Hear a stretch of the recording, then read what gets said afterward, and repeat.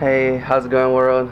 It's Cheesy here, back for another vlog video. Sorry for the short break there, but I'm back here again. I think I have another positive message I want to go ahead and share with the world, okay? Here recently I started taking sales training class.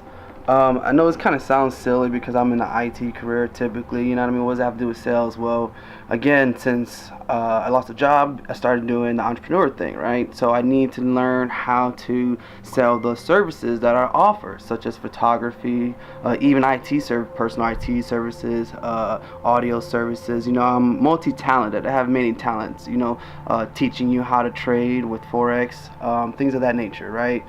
So I've never been taught in this field, so again, you know, the brain doesn't have a limit to what it knows. It can learn, it can always learn, right? I'm 28 years old and I'm just now finding out this powerful positive message I want to go ahead and share with you guys.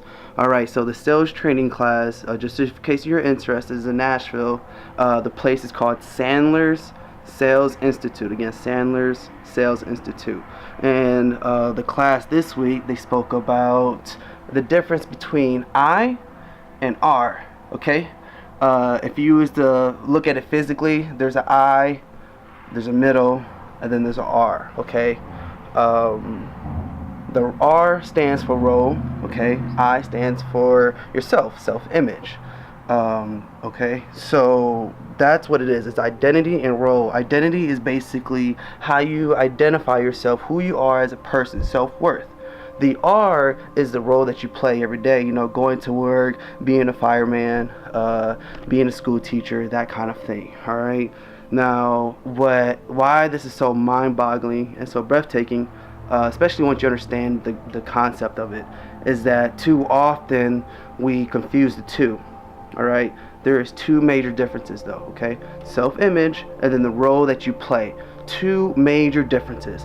But you know, as a society, we have a mental missed path of thinking, and I say that because if you think about it, there's a statistic out there that I was recently exposed to that's mentioned something about it's like the first 2 years, the first 6 years of living determines the way that you live the rest of your life, right? After that, you start to be cognizant of your own decisions, right? Testing your parents, doing what they not tell you to do, that kind of thing, because you want to know that's your personality at that time, that's what you want to do, right?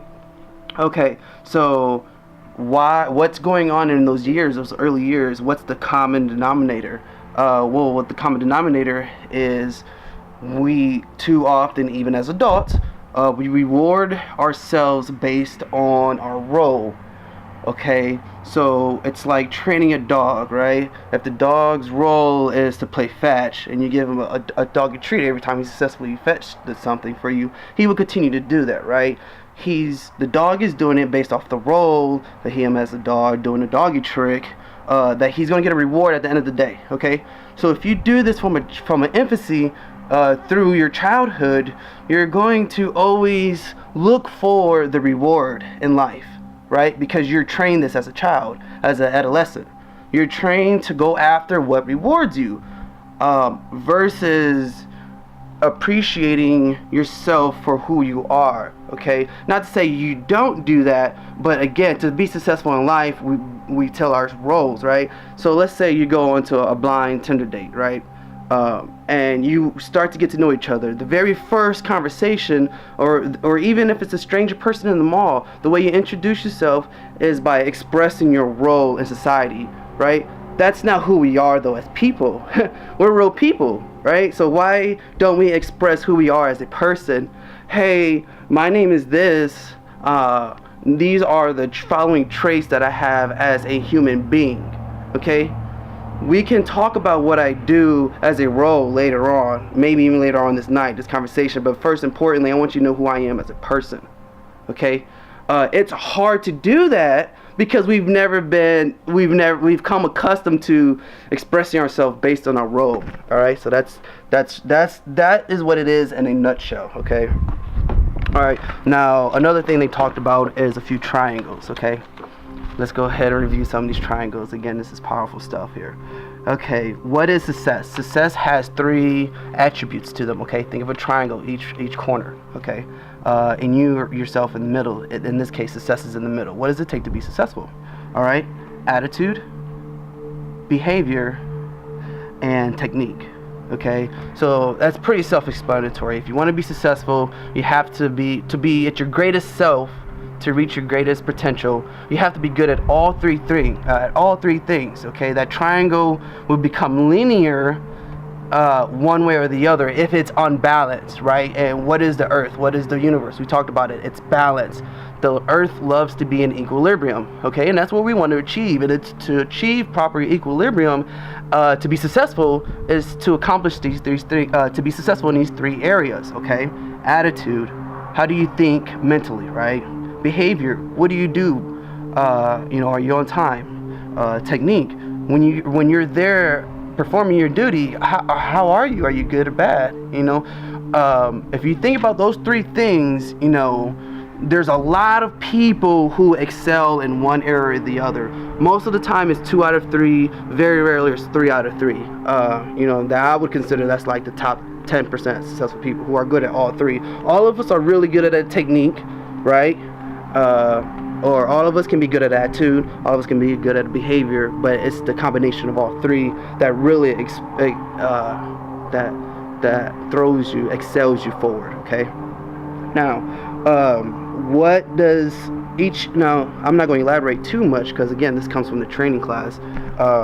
Each triangle can almost have a triangle as well, and that's why it's a journey of becoming your greatest version.